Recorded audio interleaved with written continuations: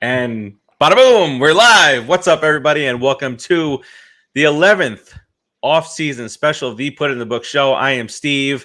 I got my buddies along for the ride. I'm going to go a different way this time. I got Rodriguez right down there. Boom. It's a little Rodriguez. Knock, knock, knock, knock, knock. And I got Keith right there. What's up? For those of you listening on the podcast, they're acknowledging everybody. They're just kidding. Oh, look at him. Look at him. He's all shy today. What's up with that? What's up with that? That's a rare event, Keith Laris. Being all shy and shit. All right, so we're going to talk about a bunch of different things. New York Mets. We'll talk about the agreement that that Major League Baseball came to with the Players Association. We will touch upon really quick, 30 seconds or less, a certain pitcher that we were trying to sign that we didn't. We're going to talk about new baseballs. So 2021, we got some new baseballs, and we'll talk about what we really think about that. Really? And we signed a couple new guys, and we'll talk about that. And then our beloved manager from our last World Series championship year.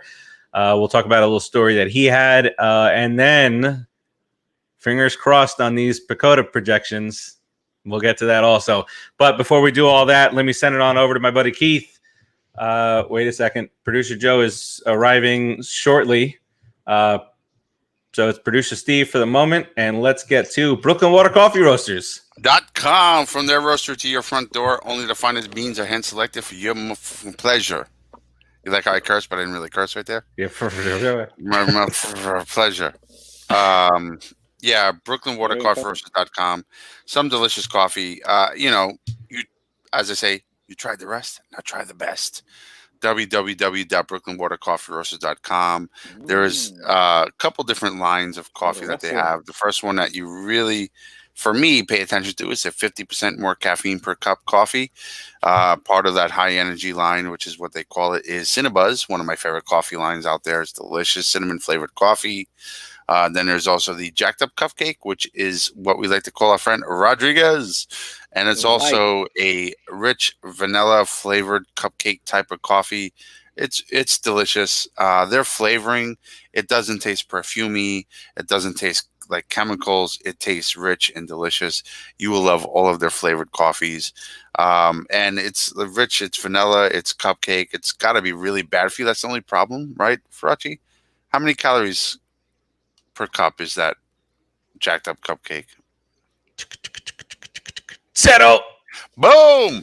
And then, there's other high energy line flavors out there, but you can step into the realm of regular flavor, regular energy, I guess you would call it, coffee. And one of the most popular out there is dark roast, dark chocolate. The rich, best. chocolatey flavored, dark roasted coffee. So you get that extra roast ground coffee with a dark chocolate flavor. It's really robust. You like that word? That's really well done there. That's not in the script, Keith. Nice work. Dark chocolate. I mean, when you think chocolate, right? It's got to be terrible caffeine. Calorie wise, right? Farace, how many calories coming out? I forget. It certainly is. There's a grand total of 0 calories. Boom! In that bad boy. So get it. Don't be guilty. And then there's the other coffee, which is another one of my favorites, which is Winter Wonderland. The good news is you can order that in July too, but it is a delicious, it's white chocolate. I think it has coconut. I don't know all the flavors, but if you go online to www.brooklynwatercoffeeroasters.com, you'll find out for yourself. There is also, give me another flavor, Farace, your favorite in the morning. What's it called? A little morning wood. Boom! Morning wood is actually really delicious, all kidding aside. And I think it has some morning wood popular properties in it. Delicious coffee. All of their flavors are so delicious. But a lot of you folks out there may not like flavors. And that's good for you. Brooklyn Water Coffee Roasters got you. Hands down, their most popular coffee is the medium roast coffee. Non-flavored, other than the flavor of coffee itself. Medium roast coffee is so delicious. And if you act now, you can get medium roast And you can try 2 flavors out. Why not? Your third bag will be free. So you'll pay for 2 and you'll get 3. You'll get 3 when you pay for 2. So if you pay for 2, you get 3. Get it? You see how that works? See how that works? And all you got to so do is use the code. Though, not so creepily. All you got to do is use the code PopCulturePros. You'll see it scrolling at the bottom of the screen. If you don't see it scrolling at the bottom of the screen, then open your eyes because it's right there on the bottom of the screen. PopCulturePros on your checkout on BrooklynWaterCoffeeRoasters.com. You get your third bag free. www.brooklynwatercoffeeroasters.com. From the roaster to your front door. Guaranteed to ship within how many hours of its roast date? Farace, I forgot. 712. 24. You're supposed to stick with the Spanish flavor there. 24 hours of its roast date. It will be sent to you. www.brooklynwatercoffeeroasters.com. Did I stole enough for you from the roaster to your front door? Yes, I was actually done. Very well done. Very well done there. Settle down. All right, now set them out, Seattle. Let's get this couple things out of the way here. Number one, I just want to get this out of the way, is a certain pitcher that did not sign with us last week, took the money, took a couple of years worth of a lot of money because he has no intention of staying any longer than that. All the BS online, and do me a favor, keep your apology. Don't apologize. Don't act like the way that you did, and then I'll try to apologize for everything. Save it. Wow. Are we all in agreement on that? Yep. Listen there, Jake Arrieta Part 2. Keep your apology and stay in Los Angeles. And shove it. All right. Now that that's out of the way, really. I'm not so angry. Why are you guys so angry? I'm not angry. Jesus. I'm not glad we angry apologize about it. for I it. get it. I get it. What do you get? Because he gave us a lot of hope. He gave us hope we were going to have some kind of staff, a staff like What's happening right now? Kind of like this. What's going on? I don't know. Oh, damn it. Wait a minute. We didn't play that. Wasn't Borachi. playing. I didn't at all. want him to begin with, so I was happy with the result. Anyway. I felt that one coming a mile away. Lex Luthor is right there. If I take off my hat, I could be that.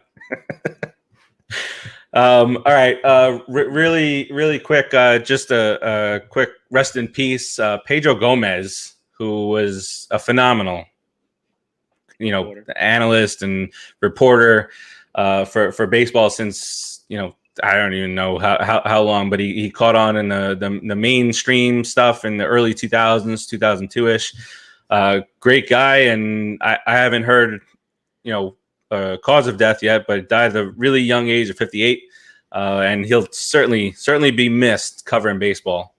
So rest in peace, Senor Gomez. Terrible loss. Just give me another excuse to take a sip of whiskey. Did they, and just because it's human nature, did they release the cause? I'm curious what got him. I know they said it was sudden. I don't believe so. I did just say I haven't seen a cause of death yet. I pay attention to me, Keith. He wasn't listening to the show. You can make me cry. You didn't make me cry, Keith. I was working on something else. All right. Let's get to the agreement that they just came to with between baseball and the Players Association. Let me see if I can do this here. You don't like it. I don't like it either. But here we go. Let's share this bad boy here. Boom, boom, and I gotta add it to the stream. Oh, nice. All right. So here's the agreement. Basically, it keeps baseball coming quick, on. Just to show I'm a team guy. Yes, very well done there. Very nice. Very nice. You did good there. I love it. Oh, I got another one too. I got 2 on me. Oh, look at this. Cheater. That's pretty cool, bro. Good stuff. Hello to Barbara. Welcome. Thank you for watching, Mom. All right. So the agreement between MLB and the Players Association is done.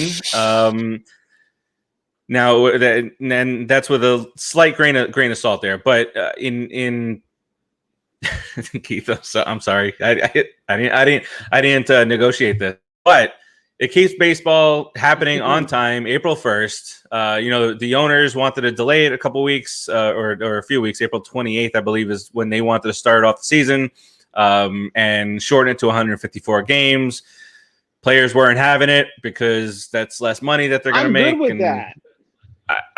I would have been good with that also, but so if it guaranteed us not having this, because can I just jump in real quick? And this is sure. This is a little thing. This is for you, Mama Farace. Fwakata, MLB and MLBPA. Terrible deal. You took the worst rules, implemented them, took the best rule, and threw it over your right shoulder. Garbage. Fwaka mother effing ta. I did hear today that the door is slightly ajar on the universal DH. No, a door is a door. A jar is a jar. You can't mix the two together. That's apples and oranges. Come on. Funny. Where's the fake laugh track? All right. So 7-inning doubleheaders are back. I don't like those. I don't like them. Modified extra inning rules. I hate that. I was okay with it last year because it was just a crazy thing, 60 games, whatever. Mm-hmm. Short season. I absolutely hate it. I know that we're all on the same level, and that's what I said to try and convince myself in a 60-game season that was okay.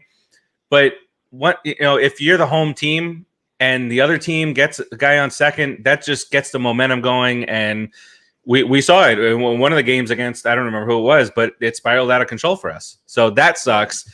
The door is slightly open to the universal DH, but obviously we're running out of time on that. And I don't know what, not enough has come out to say why the universal DH is, all of a sudden off the table. But us fans, I can't even say the purists out there, because a lot of the purists hated having the DH in the National League. We were so on it, all of us at some point or another. We were so about this, but now we want it because we got the team to kind of build that into. So that it is what it is right now. It gets us baseball. And I do believe at some point it actually right off the bat, no pun intended, we might have fans in the stands. I don't know if you guys saw, but Cuomo up in New York, as of the 23rd, is going to open up 10% seating in arenas. So the Knicks are going to start off with 2,000 fans. I would assume it would be the same for Citi Field, because he said arenas and stadiums. So Citi Field. So now you're looking at about 4,000 to 5,000, or typical Miami Marlins crowd at Citi Field for those games. So and then hopefully. Well, was it 2019? Oh man, we had 6,000 people. Well, that was for a Mets game. You're throwing a no-hitter game. What game was that? What year was that? That was 2019. It's like 2019. Okay, so it was like 3,000 people. The announced crowd was if you watched you heard that story. But just to say, I'm pretty sure no matter where in the stadium you were sitting, you heard me yelling. For sure. A normal stadium, I would have been drowned out by the crowd. But I'm sure anywhere in a stadium, including probably the locker rooms, you heard me yelling. So for the Marlins, that's normal. And I just wanted to drag this out a little bit to extra insult the Marlins. So it was worth it. Screw them. All right. So, I mean, we certainly don't like the first two. We don't like that there's. So I like none of this. I like none of this except for the fact that baseball is going to happen, and it's going to happen on April 1st. That is the only thing that I like about it. I know your feelings on this, so it's tough. I don't want to just go around the room because we're all going to agree on this. But any redeeming quality in any of this? No, right? Nothing.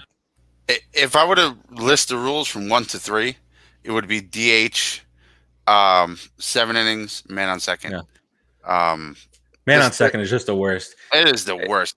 I can even argue with myself, which I do often. For the 7 inning rule thing for double headers, I kind of get it. Don't agree with it, but I get it. But that man on second thing is terrible. And the best rule of the 3 is the DH, and they just tossed it out. Yeah, terrible, and not just terrible for baseball, but terrible.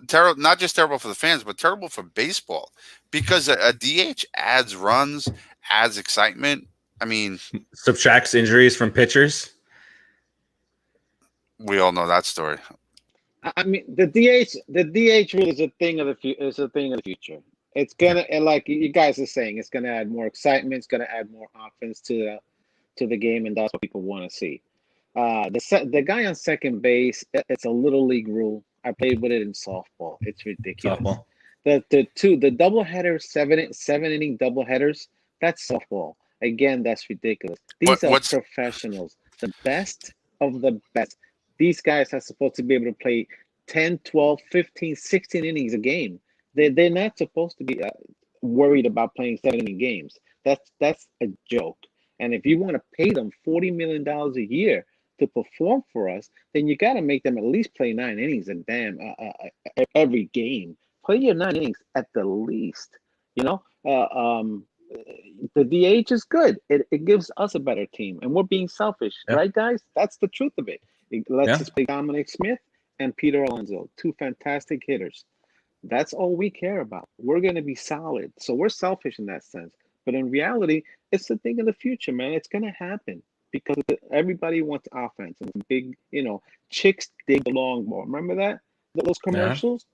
Yeah. That's the offense, man. That's how it goes. Chicks dig it.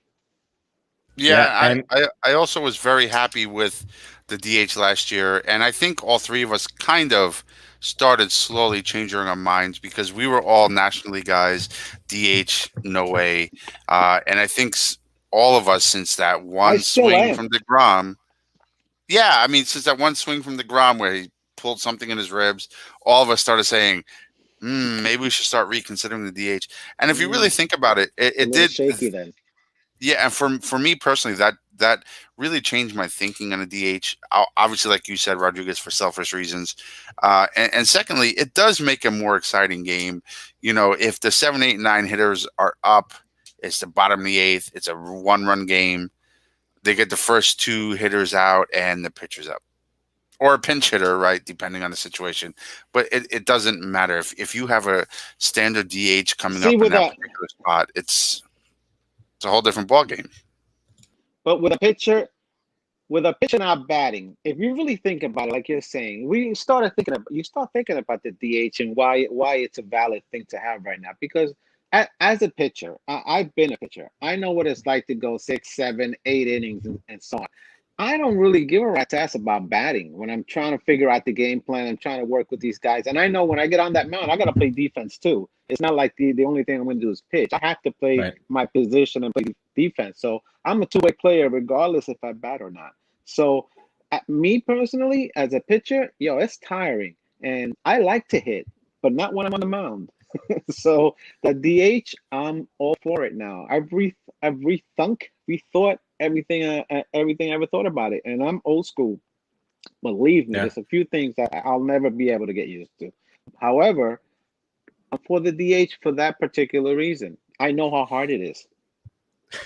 Joe's back. Producer Joe. I know. It took me 40 plus years to get to that point too, Rodriguez. So I understand it, and your position from somebody who pitches, that's a great perspective. I agree. And hey, Frank Terzio. What's up, Frank? Terzio and Stephen Light. What's up, guys? So one other thing, I mean, when you notice that, when a pitcher is in his groove, where is he on the bench? He's got the jacket on with whatever arm that he throws with, or he's got the full jacket on. Yeah. He's at the end of the bench. Nobody's bothering him. Nobody's talking to him because he's focused. Think DeGrom. Think DeGrom is in the zone when he's pitching, and that just it could take you out of the. You're swinging the bat. You're up there for a couple of pitches. In the case of our pitchers who can swing the bat well, DeGrom is might be on base 2 to 3 times a game, and that just takes some of the energy out of his. And DeGrom's a bad example because DeGrom is the GOAT, right? It could, you mean like kind of break it off the pressures of the game for that bat or so, kind of break everything up. So it could work both ways depending on who you are. So, but some pitchers don't need that, right? Yeah. Most pitchers, like DeGrom, who I mean, the best of the best, the number one pitcher in baseball.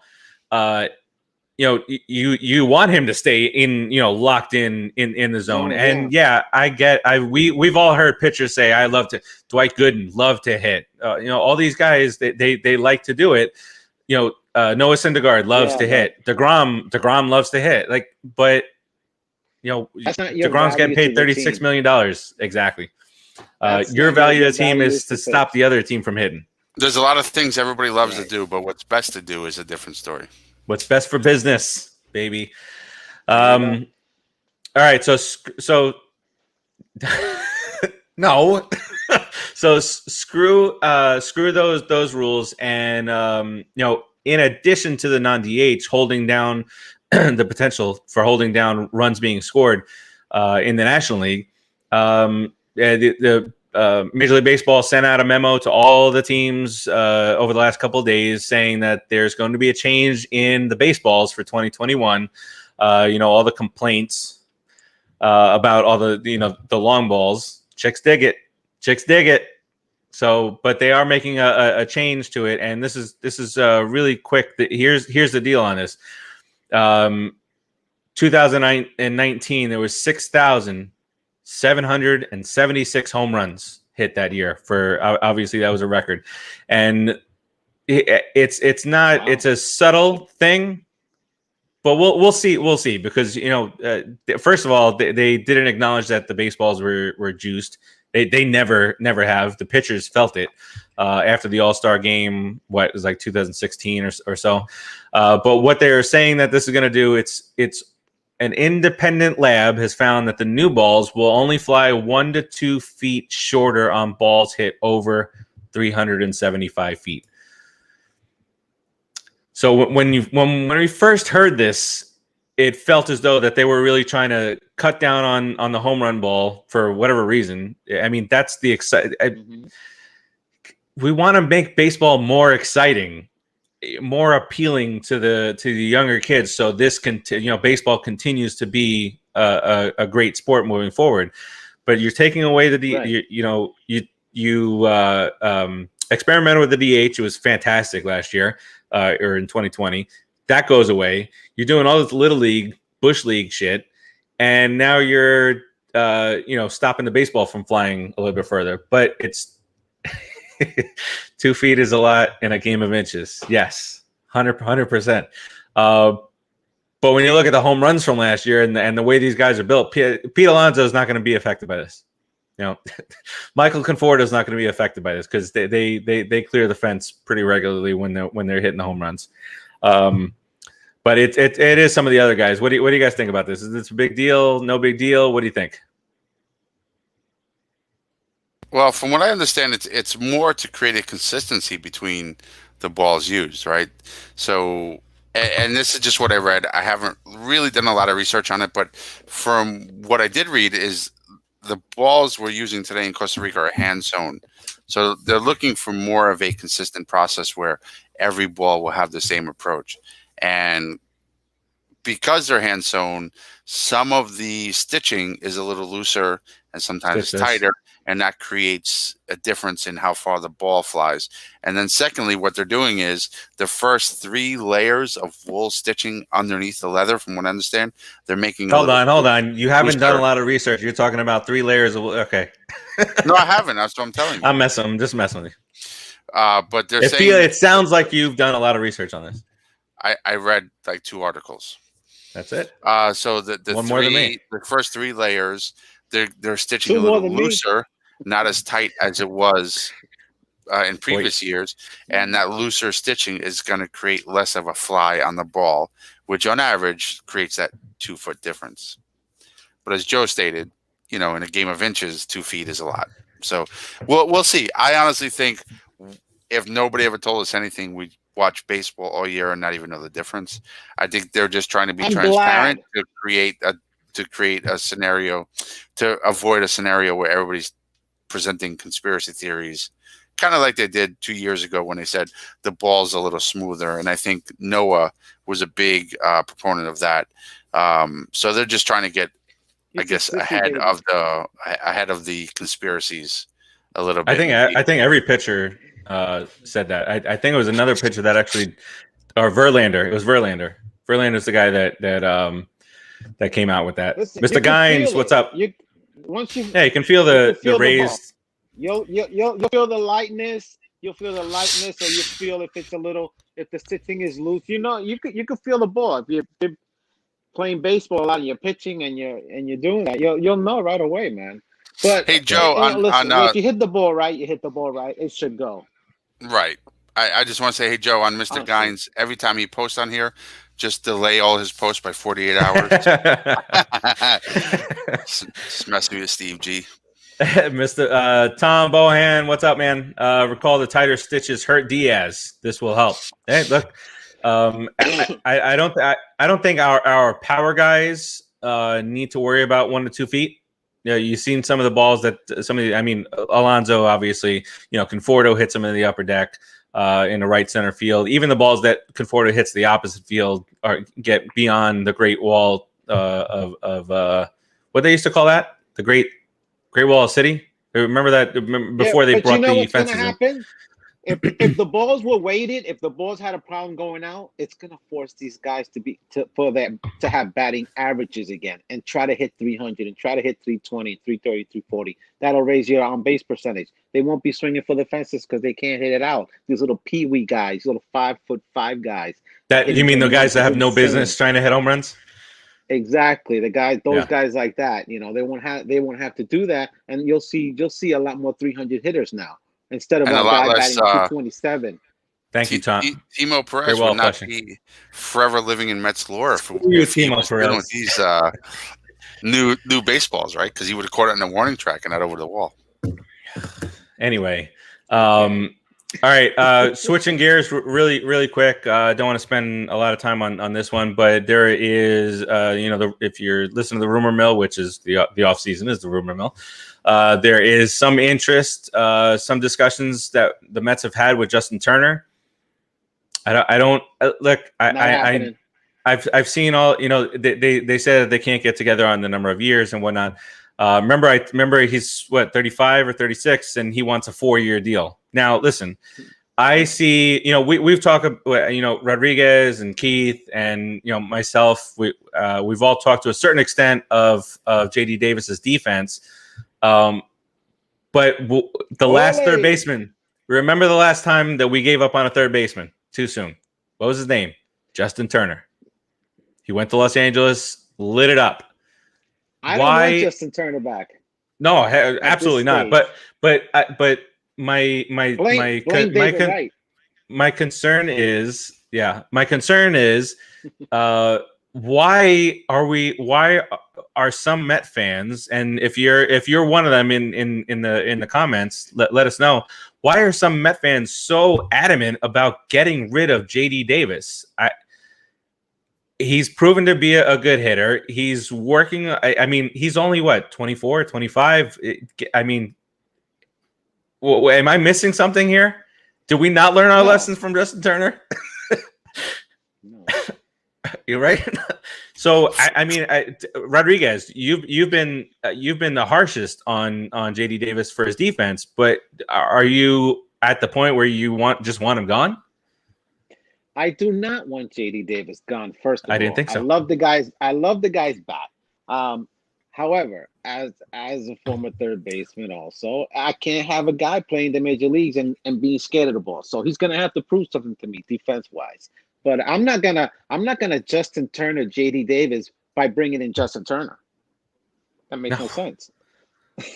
Let's advance 11 years in age and just do the same thing. This kid, if he plays a full year, check out his defense. I mean, if he's at 950 clip defensive wise, That's good enough, man. He's gonna hit you 25 home runs, probably bat 280, 290, and drive in about 60, 70 runs for wherever you put him. He hits to the opposite field. He's got power.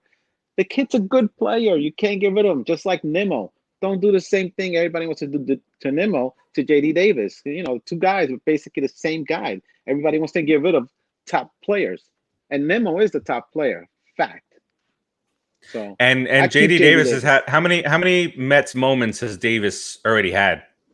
Quite game-winning hits. Quite a few. Yeah, he's had several. Rattle them off, but I agree a lot with Rodriguez's point. I mean, first of all, there's two factors when you're coming into this decision, right?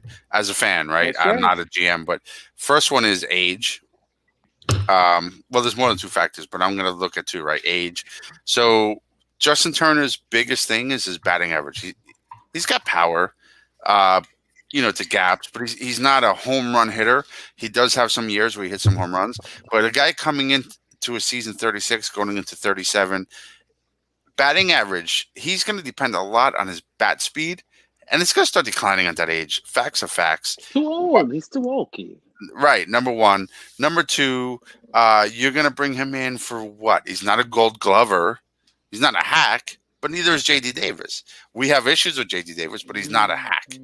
JD Davis, to me, is 26, 27. He's coming into his prime. You got to give him a shot this year. I can understand after this year if he just totally does not prove any it does not show any improvement in the field. That's right, Steven.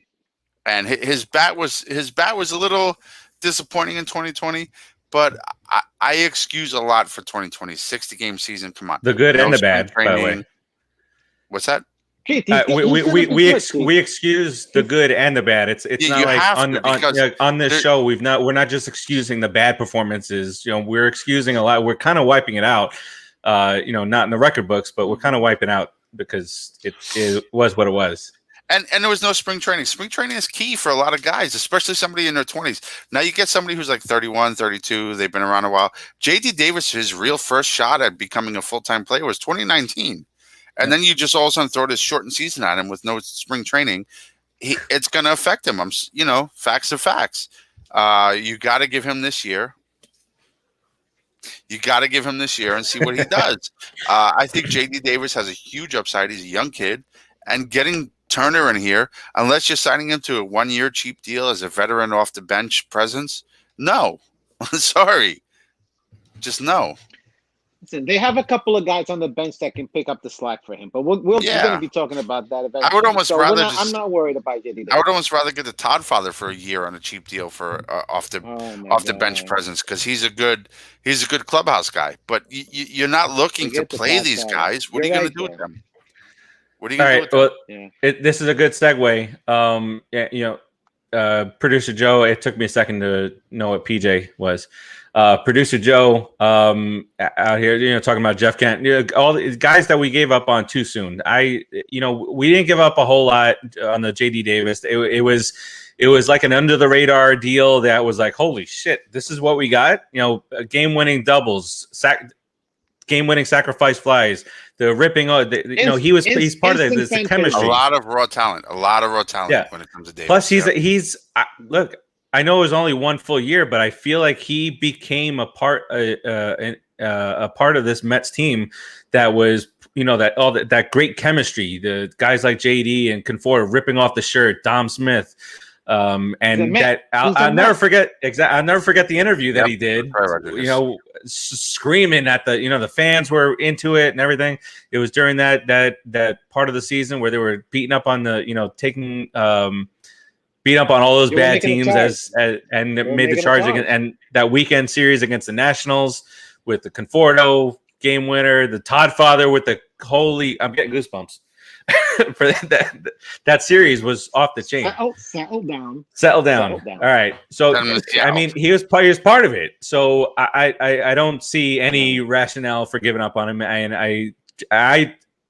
I said to myself so many times, I'm going to stop reading these stupid comments on all these other groups, and I just don't do it, and I see it and whatever. All right, segue that into we'll be fine. I'm getting upset.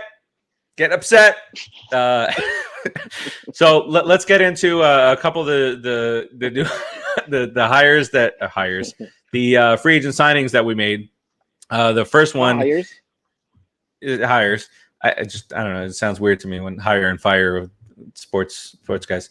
All right. So the first one is Albert Almora coming from the Chicago Cubs. So this guy is relatively young. Also, he's only 20. Backup.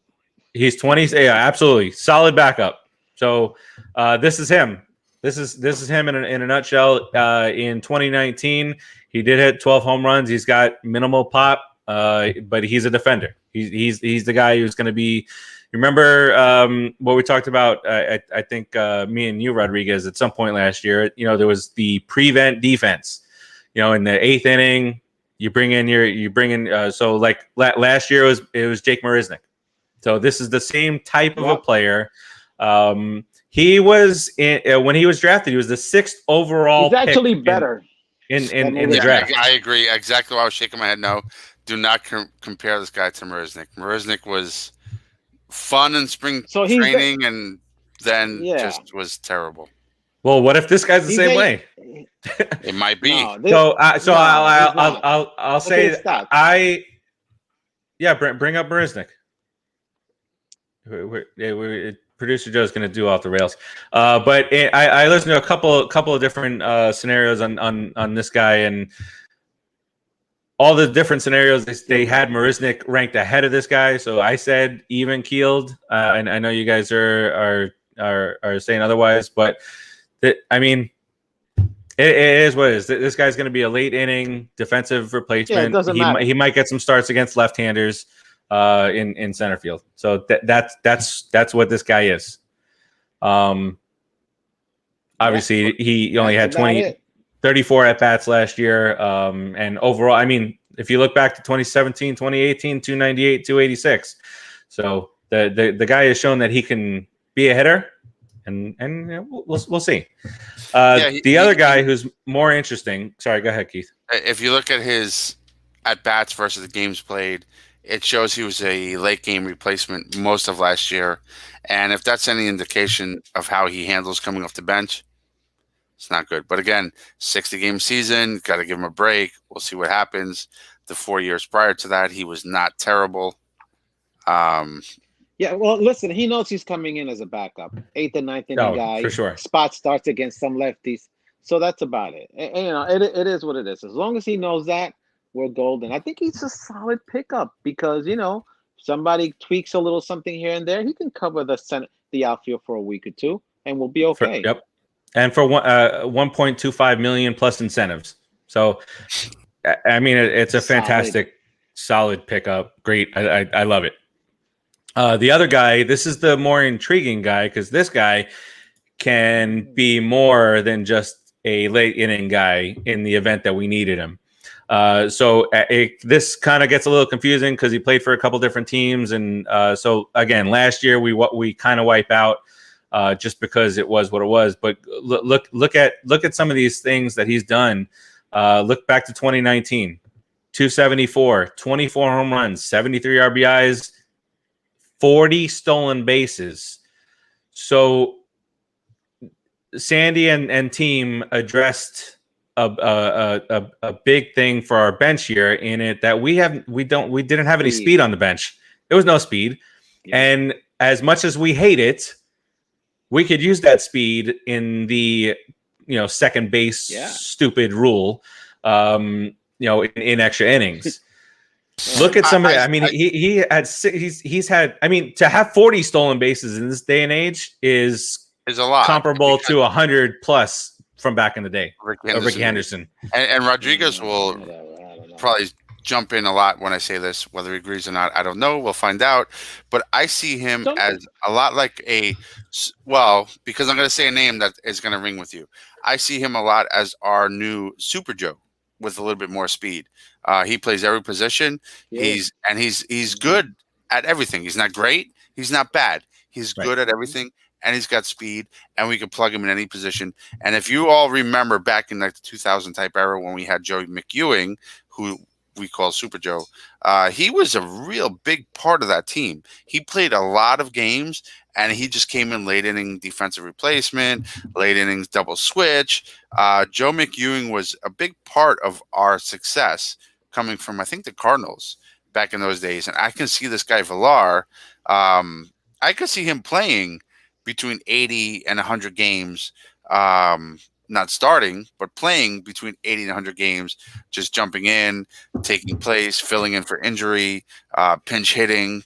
He's going to be this is what we need. We need depth. This signing was so huge, and it was so under the radar. Nobody pays attention to it. I think this guy is going to be a huge part of our team and a huge part of our success. And I love this signing. And here's the thing that I heard today. He was about to sign with the Reds. He was about to sign the contract with the Reds, and the Mets just said, "Hey, that's a shame. Come over here. Come over here."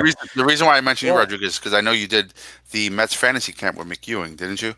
And you're also fond of him as a Met, if I remember correctly. He's a great guy. Yeah, nice man. He's a great guy. I mean, he's actually shorter than me, believe it or not. So, Super Joe. No, I believe it. Against all odds. On my Facebook page, I have a picture with him and stuff, and he's a very nice guy though, real thin. But it's a good signing, man. It's a very good signing of a veteran that's going to play a big part on your team for the year, because he can come in if JD Davis has a little twitch every once in a while, because I think he'll have that. I think every once in a while he'll have the oopsies, and you bring in a guy like Villar, you give him the 8th and the 9th inning. Give JD Davis a chance to sit down, catch a breath, come back the next game, and start playing. A lot of that stuff needs to happen, and if you're a good manager, you'll probably be doing that. I think this guy, the little manager that we have, the young man here that nobody wanted, I think he's going to be a good manager. I think he understands the players, and he understands how they play and how they feel, and he knows that the mental part of the game is a big part of it. Is pretty much the biggest part of it, because they're all skilled athletes. They all don't know that they can hit and run, feel, and throw, all that nonsense. It's just some people need to be stronger mentally, some don't. So I think it was like he especially said, in New York. Not to ramble too much, but it's a fantastic signing, and I think we got a good veteran. Yeah, and he's not. I think Keith kind of said he's not great at any position, but he plays them all. And I think Cornet is, what's up, man? Saying bad defender. I mean, he's okay. That's all I can say about it. I mean, he can play second, he plays short, play third, he can play left field, he's played center field. Is he better but just think about so he probably, because the Reds are just like, all right, we did good last year. That's it. That's enough for us. Let's just trade everybody, lose everybody, free agency and all this stuff. But he probably could have had a starting job on that team. And, it says a lot with how the Mets have now kind of turned this whole idea of the New York Mets around, that he then said, oh, hold up. Let me listen to what the Mets have to say, and then sign with the Mets, knowing that he's not going to be a starter every day unless there's an injury or whatnot. But I feel so much better about any potential injury, having this kind of a guy on the bench ready to go. And, he can play longer stretches, 30, 40 games if a guy's going to miss that kind of a time, and provide pop and provide support behind whoever he's batting behind. So I really love this pickup. And this what's even better about this, it was on nobody's radar. It just happened. And so I love the deal. Raul, what's up, man? Listen, we've created a lot of depth. We've Agreed, created 100%. a lot of depth, and that's very important. It's very And important. just real quick, I think we're good. Cornet's point. Cornet is definitely, he really gets into the stats, so he knows more than me when it comes to that. But when I was looking at some of his fielding when we hired him, or the Mets signed him, I should say, a lot of his, I would say, subpar stats came as a shortstop. But if you look any other position he plays outside of shortstop, second base, outfield, his percentage, his fielding percentage goes up. Now, as far as like his range, most of his time was second base, right, Keith? second base and shortstop. In 2019, when he played 162 games, I think he played almost 100 games at shortstop. And he had like a 970 fielding percentage. And was that with Milwaukee? If he like can play short with Baltimore. Yeah. Baltimore. Oh, he can play third. So we'll see. Like, I haven't watched him enough to know, like, hey, he has bad range. I don't know that. We will find out. But just from the exterior, looking at his stats, looking at his history, and looking at what we hired him for, I think it's an amazing signing. I'm super happy with it. Yeah. All right. So we're good. All that being said, here's what our bench potentially looks like as we head to 2021. I'm sorry. The first name I see on it reminds me of that tweet Nito posted of himself. First of all, Nito's becoming a comedian on Twitter. So follow Tomas Nito if you need a little laugh every now and then. So obviously he's your backup catcher. I have no issues with that. Solid defender. I think that's the most important thing in a backup catcher. You got Jose Martinez. So Nito, Almora, and Guillorme. You're not looking for them to come off the bench and hit you a 3-run shot to win the game. Even though Guillorme hit a huge home run in 2019 against the Nationals in that one game. That's not what they're there for. These guys are here for their defense. On the free agent market. How old is he? Let's bring him in. Martinez. But Jose Martinez and Villar off the bench can absolutely provide with a 3-run shot in a big spot when you're looking for that type of thing, or driving the ball into the gap and hitting for extra bases. So I mean, this bench now you're talking. This bench here, you got 5 guys on the bench. It's probably going to be where they settle in on. Obviously, spring training is yet to happen. Spring training is yet to happen, so there's going to be competitions at different positions, and the bench might be completely different from what you see here right now. But you got these 5 plus the 8 in the lineup because you're stupid DH. You think Guillorme? Well, there's talks that Guillorme is going to be the main competition for third base for JD, but we'll see. He's never hit enough. He's never hit enough to do it, and just strictly defensive third baseman is not what I'm all about.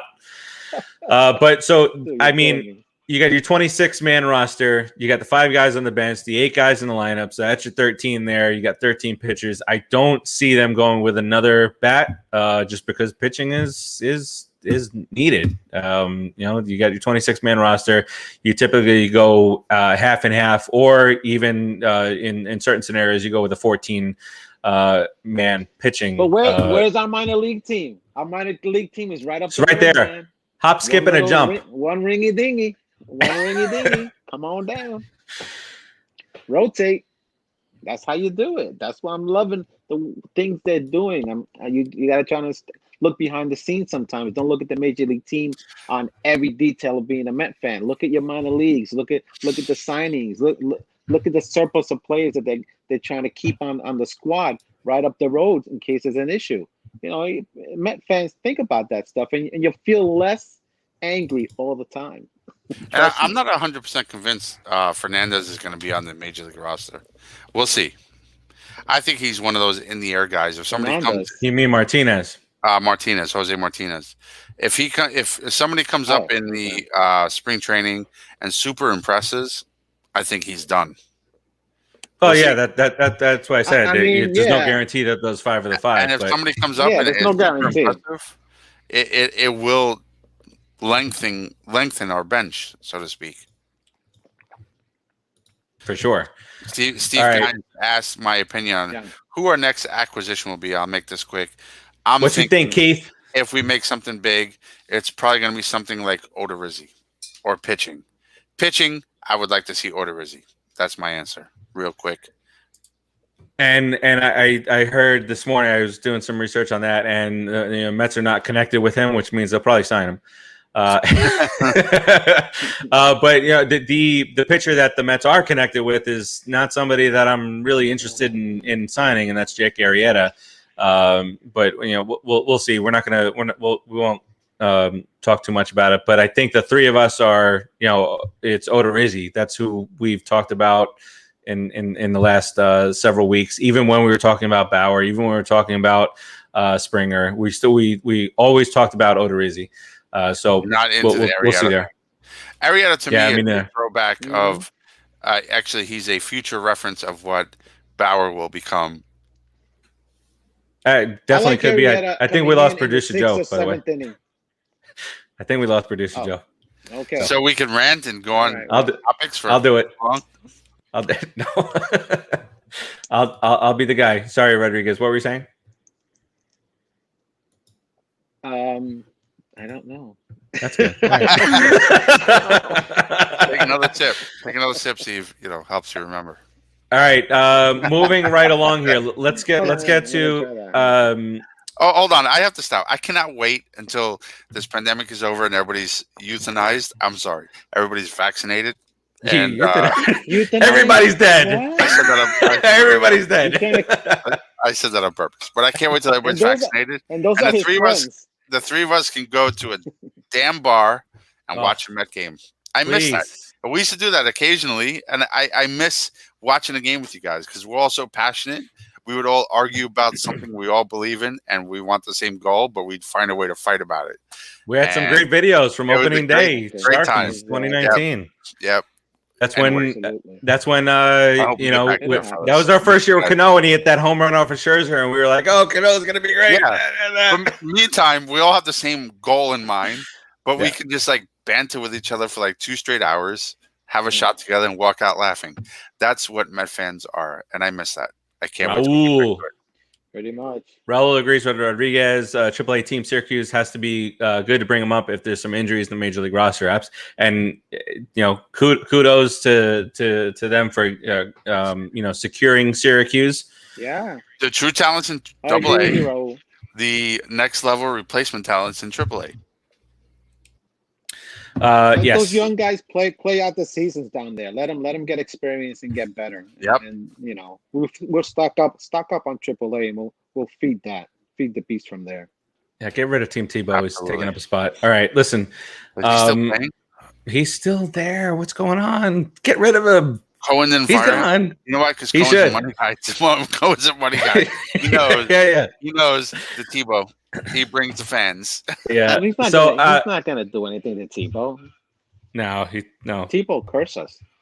Tebow has. Yeah, Tebow and then we're done. To leave on his own. Because if we make him leave, he'll give us the whammy, and we'll be screwed. Yeah, we got a pretty good connection. This guy from the A to Z show right down there, Mr. Eric Zant on the PopCulturePros network. Hey, fellas, I'm going to miss Binghamton. Mets, the Rumble Ponies. I have a he's like, that's my Mets contribution. Well, we appreciate that. I've got my cup around over there. So do I. I have one downstairs. The Rumble Ponies cup orange, that right? Timmy sent. Orange and white. Yeah. So, that is what it is. And just to piggyback off of what Keith was saying about the pandemic, as of today and as of the next week or so, we'll all be euthanized. I mean, we'll all be dead. No, all Major League Baseball stadiums are going to be opened up as vaccine centers. So Citi Field, that happened today. So now, all the teams and, and at some of them, they're talking about being able to vaccinate or have 1,000 shots an hour. So good stuff there. Good stuff. And I'd like to see, all the sports teams kind of getting involved for these type of things, like the NBA with the voting, all the different sports now with the vaccinations, because it's the money. The faster we vaccinate, the faster we get all the tons of fans back in the stadium. And I'm not talking about 4,000 people at City that will be allowed. So you could take I stick it up, yo. Stick it up, yo. Oh, boy. Guines, stop it, Guines. Stop it. Jem, what's up, man? Good. Maybe you need it. You already have a cell phone, Guines. Your cell phone. Do you know what find you like that? Do you know what it costs to microchip a vaccination and put it inside of you? What do they care? They have like You have a cell Roger phone. said. They have your cell phone. If Pete, you use your cell phone, you're not gonna be able to talk sense. Okay, never mind. You're right.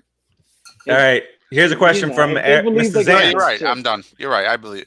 I'm with you, Roger. Any word on when we'll be able to go to games? Yeah. So Eric, in New York, I don't know about the rest of the areas, but I'm sure Tampa's going to be, because they allowed fans for football and whatnot. But in New York, they just announced today. Yeah. Cuomo announced 10% in arenas and stadiums. So at Citi Field, as of opening day, you're going to be about 4,000 or 5,000 deep there. And hopefully that continues on, because right after the All-Star break, like the Dodgers come to town after the All-Star break, and I would love to see 30,000 people out there booing a certain somebody. I think they should rock or Bauer. Oh boy, you mentioned his name. We didn't want to do that. He was unnamed. I know. You just. I would have an issue with him, but his bullshit apology. Excuse me, but the apology is what really irritated me. Pissed me off. I don't care that he left. I didn't want him anyway, because to me, honestly, $40 million a year, ridiculous. But that apology was apology was terrible. And then he's like, "Well, I'm going to donate $10,000 in New York." $10,000 and you just signed $40 million. That's like me throwing. Give me 10%. That's like me throwing a dime at a bum in the street and saying, "Go get a sandwich." Come on, bro. No, seriously. Come on. You're a jerk. A little bit. Screw all right. I didn't care, but now I care. Now it's all about the. Wait till I mean, we're gonna whoop them on. We're gonna whoop them up on the field. Whatever. We're gonna whoop them up. We'll do it on the field. Listen, even the Yankees could not sustain that. He will get. Dude, he's gonna get booed so bad when he comes to New York. If he has an experience the New York mentality, if he can take it, we'll figure that out. We'll know if we made a good signing when he comes here. Right. He's gonna get booed. He's gonna get destroyed. If one more person online says the Mets dodged a bullet, I'm gonna go nuts. Stop it already. I'm tired of hearing about it. I've said that several times. Stop. The Mets dodged a bullet. Was that why you gave me the angry face when I said that? Yes. Because I'm hearing about it all over. All right. Let's reel this bad boy back in. Let's go to World Series odds. Paxton, would you like him? Yes or no? I take a flyer on him. I take a flyer on him too. Rodriguez? I just don't want to. What's his fastball? Just tell me that. If he's in the not high, I think it's in the low 90s range, and I don't think he's ever pitched. No. I need to know for sure.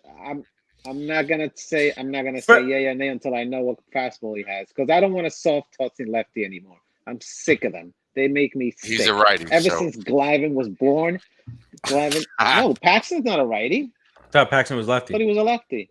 Is he? He's ambidextrous. Maybe he's ambidextrous. Here it is. Look at Gines. Trevor dodged the bullet. Get out of here. All right, let's get to my bad. Let's get to come on. Two more things. Where's Cornet, man? Where's our stat man? Cornet's our stat guy.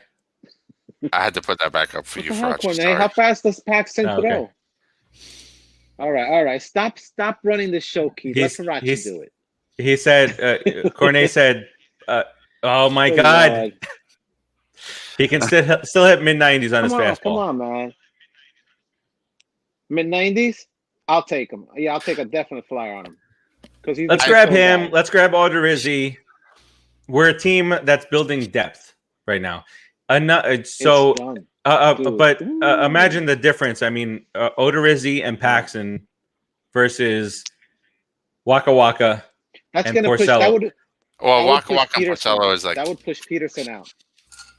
That would push, which I don't want. I do like Peterson in that fifth spot. I do think Peterson could be a either or. Yeah. All right. So we'll see. In the last, there's 9 days left before pitchers and catchers report, and it's that time of year where all these names are kind of at the beginning of an offseason, you get, your upper echelon guys, your mid-level guys, and then you're kind of guys. At this point of this offseason, it's most of these guys are pretty much the same kind of players, whether it's the pitchers grouped together or the hitters grouped together. So you'll start seeing a whole lot of signings in the next week or so. Guys just getting jobs. Yeah. And so 2 weeks right. left, dude. That's it. That's all there is. Not 9 days. Pitchers and catchers report for the New York Metropolitans. Oddsharks.com. You guys excited? I'm excited as all hell. I mean, I can't. I was watching Panama and Mexico play a baseball game last weekend. I'm not excited, and I'll tell you why. When they report, I'll be excited. With the pandemic, you see your mouth? Shut it. The Gorilla Glue in the hair, lady. It should be Gorilla Glue on your mouth. Oh my God! Can I tell you a story real quick? I'm not done talking. Wait, I know you Gorilla Glue. have to feel it's Gorilla Glue. Important, but I'm not. The hair lady. So Gorilla Glue. I shared. So what I was saying was, he removed me, so I removed him. Look, he's sitting back and laughing. Oh there you go, Fratch. I love you, baby. Just insane. So listen, I shared the Gorilla Glue thing. It's obviously BS that that Gorilla Glue said in a tweet. We didn't think we'd have to tell anybody this, but don't put our product in your fucking hair. That's what I shared in the Pop Culture Pros group. And today I got oh my God! Stop it. And today I got a thing from Facebook saying we fact checked that, and they didn't really tweet that.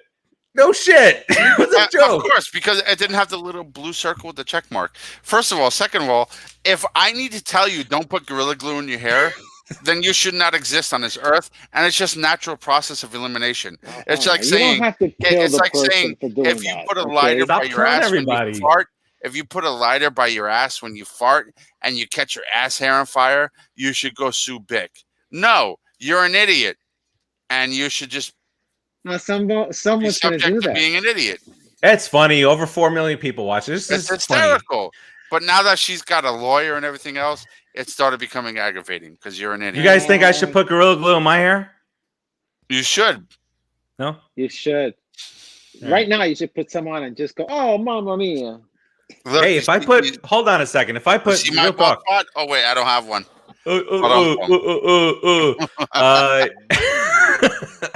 If I put Gorilla Glue on my scalp after I shave, will that clog and stop any hair from growing? Because that's what I want now. That's a really good question. You should try it, and then I'm going to try it week by week, and we'll put it here on the Put It in the Book show.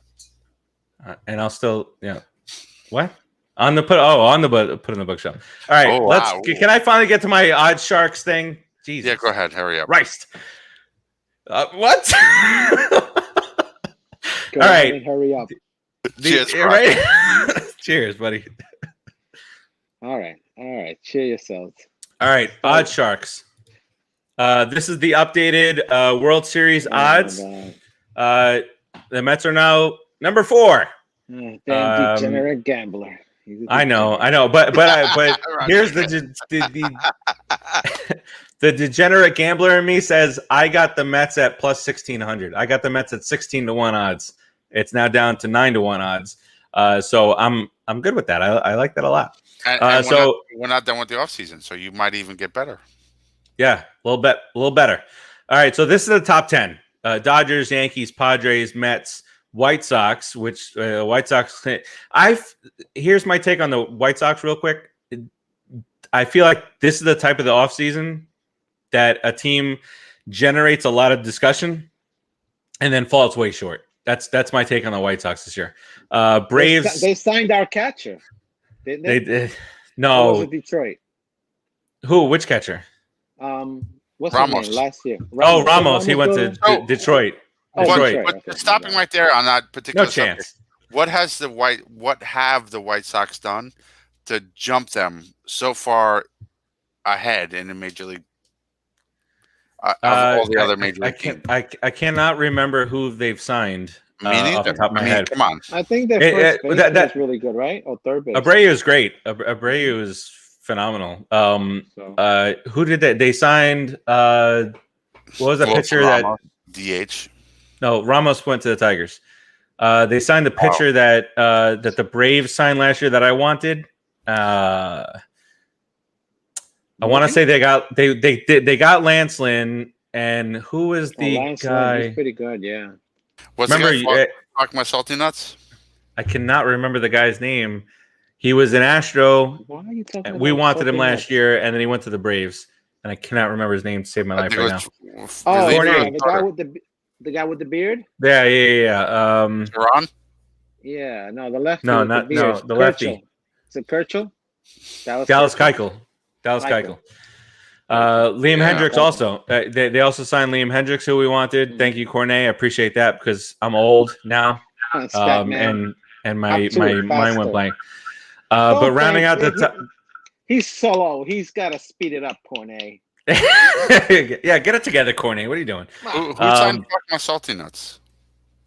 Nobody wants your salty nuts. What? He keeps Fucking asking for Upowitz. somebody to grab his salty nuts. Oh, Fulton Avitz. Yeah, he went to Texas.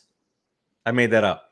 Good place. Rounding out the top 10, the Braves, the Blue Jays, the Twins, the Athletics, the Rays. The Rays are they traded Snell to the Padres, and they are still in the top 10. Doesn't even matter.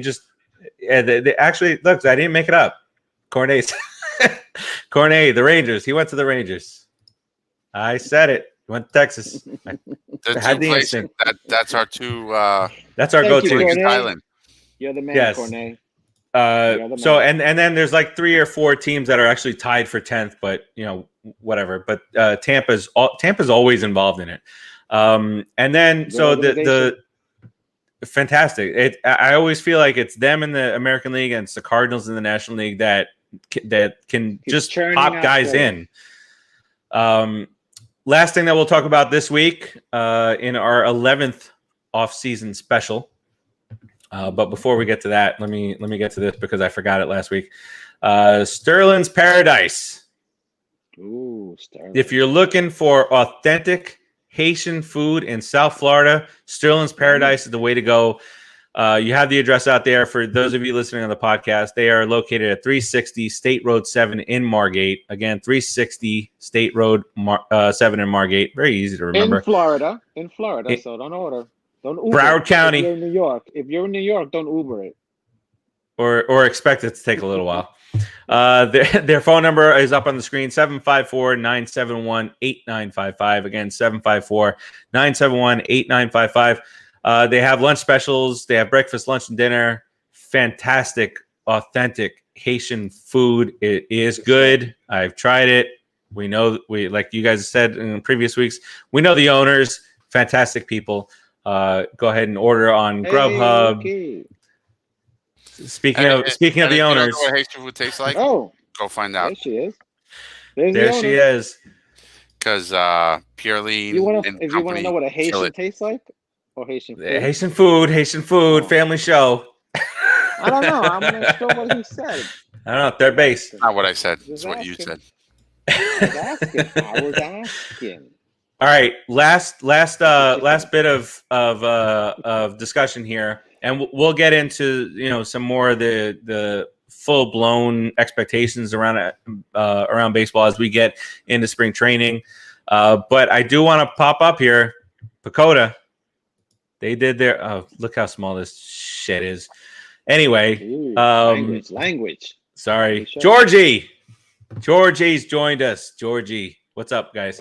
What's up, man? So National League East. This is so they do a bunch of simulations and all this stuff. And you are late, George. We're about to close out the show after this segment. So but they have go back on YouTube, subscribe to Pop Culture Pros or any other social media outlet, and watch us again. Just put it in the books. Put it in the bleeping books. What up, Gmo? This is the best pitcher in all of baseball, guys. All right, you're distracted. Focus. Oh, this is the best pitcher in all of baseball. It's Sagram. All right. That is a fact. Hojo could do it all. Don't distract me. Third base, shortstop. He could have pitched. Hojo plays first base these days on the Mets. They really have I think DeGrom would be a better third baseman than J.D. Davis. Who's distracted now? Book it. All right. National League East. They have the Mets winning 96 games, a 77% chance of winning the division. George, yeah, we're that's exactly what we're talking about now. They have us winning the division handily, which, listen, us as Mets fans, we deserve that. We deserve another 2015. We deserve another 86. We deserve another 2006 where we can run away with the division, have a stress-free September for once in our nobody can see. Nobody can see that. I know. We deserve a run. I mean, not really. I can see it. George, can you see it? Can you guys see it? All right. We do deserve a run. But fine, Rodriguez. Now I got to look over here. So the Mets are, as Pecota goes, they're projected to go 96 and 66, 77% odds to win the division. Nationals, 85 wins. Phillies, 83. Brian Hom sucks. Every day.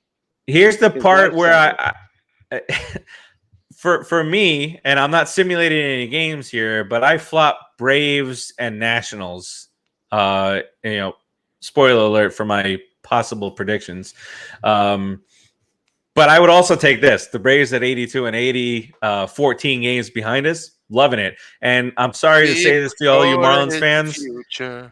But the Marlins made the playoffs last year, and this is exactly what I see happening. The Marlins making the playoffs in 2020 is as much about 2020 as you ever need to know. Yeah, because don't even explain it. That's perfect. In a 60-game stretch, anything can happen, whether it be a player or a team. Guys there are guys that were just starting to get hot at game 50, and they could have continued that for another 50 games. You just don't know. Pete Alonso, by the way. Peter Alonso, that's exactly who I had in mind. Rodriguez, thank you, sir. That's right. Just catching up with George real quick, and then we'll shut this bad boy down here. Yes, you are late. We'll catch the replay. Mets better take first place. Let's win the whole damn thing. That's it. Who could we, for those of you who have never seen Major League, which shame on you if you've never seen Major League, it's on Hulu right now. Yeah, definitely. Who can we have a cardboard cutout that we could just rip things off? Should we do that to producer Joe? Just list his ass. Cardboard cutout. Look how quickly that got you. Jesus, your sister's ass. Wow. YSA, baby. We could do a cardboard cutout of Joe. I'm okay with that. Producer Joe. We could do Joe. Or we could do Joe's Bitmoji. His swimsuit. In we a just swimsuit? do it like right here. Yeah. No, I don't want him behind me. He's gonna be right behind you. I want a cardboard cutout of. He's gonna be right behind Pete. I want a great idea, Mr. Light. Bauer's yap agent. Well, who cares? Let's do it. Bauer and his agent. Can we legally do something like that? I think we could. Look at George. Bauer's agent. Check with the legal team. You have to check with the legal team. No, I think it should be producer Joe in his underwear on his back porch. But in Major League. There's no inspiration to want to see producer Joe's in his underwear. In Major League, they use the owner, who is not, we could put anybody. We could put Joe's head on a nice body, and then do it. No, we can't, because who wants to see? No, we're not doing that. Okay. You talked me out of it. Yeah, you're 3.5 seconds right there. Nothing with Bauer's agent. Screw Bauer. I don't. Yeah, there's no animosity. Yeah, but Keith, you're missing the whole point. Fighting against. The point is to play for something that's going to embarrass somebody you hate. So Bauer, he has nothing to do with us. His agent. Exactly. We hate his agent. We do hate his agent. Bye. See well, you. That's Peace. stupid. Have a nice day. I guess you're a Marlins fan now. Like, you're always rooting for all these Florida teams. A naked picture of Wilpon. Okay, that's it. Let's go round robin to do final thoughts. And now I got a bad picture in my mind because we took a picture with him. Keith, any final words? The young one or the old one? Yeah, who are we doing? Because The Senior fact would be that so that wrinkled. even matters to you is really terrifying. Because he would look like the guy from The Simpsons, Mr. Mr. Burns. Mr. Burns. Mr. Burns. The old one would look like Mr. Burns. All wrinkled. So, final thoughts, real quick. When it comes to baseball, it doesn't matter what your roster is, as long as your roster is within the top 5 or so, and it could be loosely outside of that in terms of being competitive and able to stand up against the rest of the league. It really comes down to being healthy. It comes down to discipline. It comes down to your coaches, and it comes down to game decision calling. So I think the Mets have a really good position right now. I think we have a chance with the roster we have. I hope we expand upon it. I hope we get some other starting pitching. I think we have a chance to really compete for the NL East and the NL title. Obviously, I think our biggest foe right now is the Dodgers. Point being, get over the whole Bauer thing. It would not have put us over the top as much as everybody thinks. I think he is the modern day Arrieta, and he's going to have a couple of decent seasons, and then so let's go Mets. Hope so. I pick us as a winner of the NL East, but I'm no spoiler alerts. That's coming up in 6 weeks or so. Too late. Well, I mean, you pick the Mets every year anyway, so I do. That's not a spoiler. Maybe you shouldn't do that this year. That's why he's on this show. Braves are definitely winning it all. Braves are a much better team. Exactly. I love the Braves. I'm thinking about moving to Atlanta and just putting an A on my head for being. You see what George says? Trader. The agent, Keith. Keep the Wilpons for your private cutout. No, screw George. Screw Bauer and his agent. Exactly. That's the whole point. If you've never seen Major League, Rodriguez, any final thoughts? Right. Listen, if you see Major League, it's the owner, and I pick the owner. Anyway. Okay. We won't do it. I promise. So listen, I'm gonna tell the Met fans out there. I'm gonna tell you guys out there every damn sign off. There are top 10 lists that are put out there by Major League Baseball. The Mets have 8 players.